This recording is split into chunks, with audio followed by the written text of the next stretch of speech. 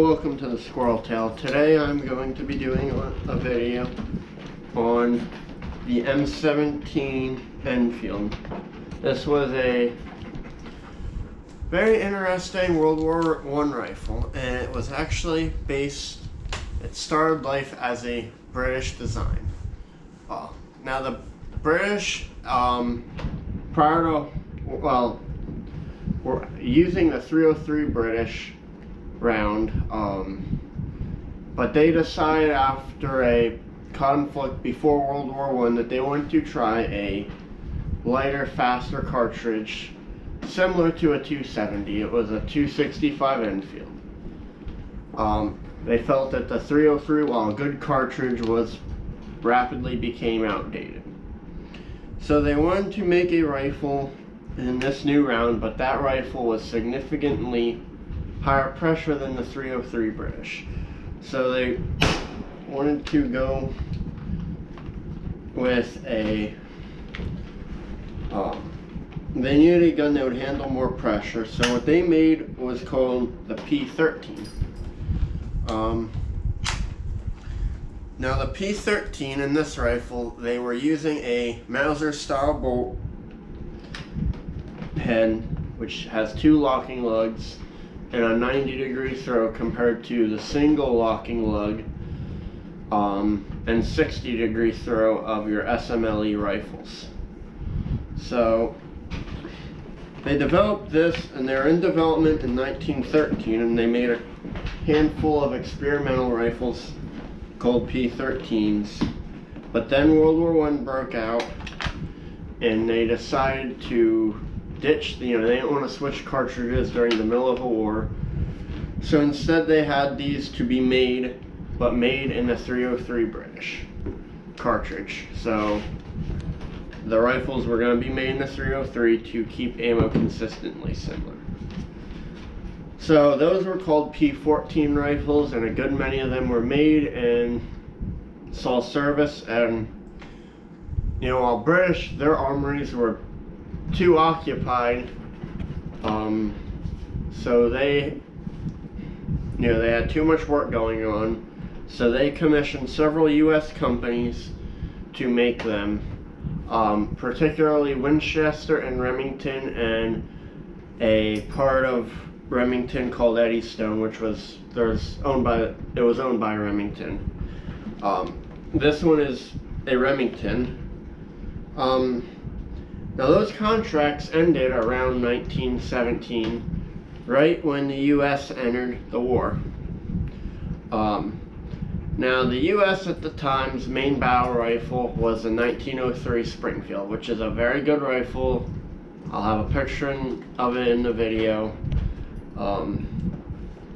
So what the U.S. did was they were like, okay, instead of having the Winchester and Remington switch over production of the 1903 Springfield, they decided that, hey, they're already making these British rifles in a good quantity, why not reconfigure it back to, or configure it to 30-06.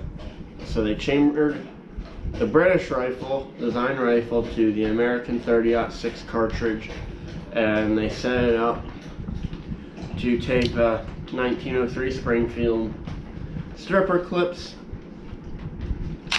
And it's kind of interesting, Winchester, Remington, and Eddystone were able to pump out about they were able to punch out about 1 million of these rifles from 1917, when the U.S. entered the war, to armistice in September of 1918, which, that's a lot of rifles in a short period of time, and more of these were issued to U.S. troops than the 1903 Springfield.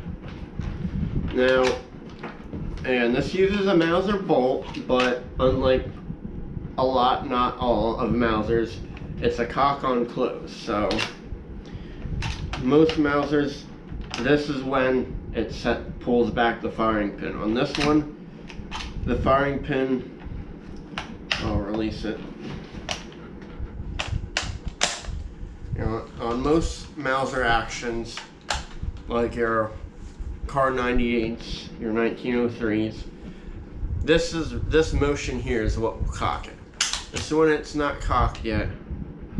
But then right here you can see I get spring pressure. That is pushing back on that lug, the trigger, and that is putting tension on the firing spring, and now it's ready to fire. Also, a lot of Mausers, they have the wing safety. This does not have the wing safety, instead has a simple lever on the side. I myself much prefer this because you're not having to reach over here. You just have a real quick flick of the thumb to take the gun off fire and safe. They're also, and you'll see in the picture, has a slightly longer barrel and a little heavier than the 03 Springfield.